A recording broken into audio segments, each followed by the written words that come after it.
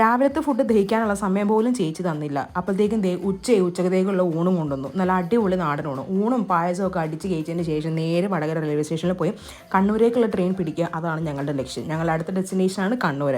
അങ്ങനെ കണ്ണൂരെത്തി ജീപ്പിൽ അങ്ങോട്ട് കയറി ഞങ്ങളുടെ യാത്ര അങ്ങോട്ട് തുടങ്ങി. ഈ മൂന്നാറും മലപ്രദേശം ഇടുക്കികളൊക്കെ കഴിഞ്ഞാൽ ജീപ്പ് സർവീസ് ഉള്ള നാട് ഞാൻ കണ്ടേക്കണ കണ്ണൂരാട്ടോ. നാട്ടിൽ വന്നു കഴിഞ്ഞാൽ ജീപ്പ് സഫാരി അത് നിർബന്ധം.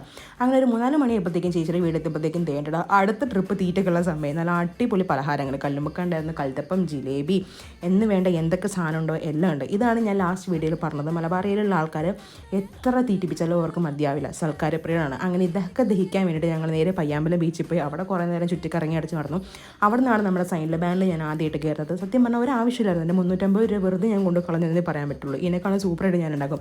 അങ്ങനെ ഇതിൻ്റെ വിഷമം തീർക്കാൻ വേണ്ടിയിട്ട് തിരിച്ച് വീടെത്തിയപ്പോഴത്തേക്ക് ചേച്ചി നല്ല അടിപൊളി മലബാർ ചിക്കൻ ബിരിയാണി വിത്ത് കല്ലുമ്മക്ക, ആവോലി ഫ്രൈ എല്ലാം ഉണ്ടായിരുന്നു കേട്ടോ. തിന്നുകൊണ്ടേയിരിക്കുക.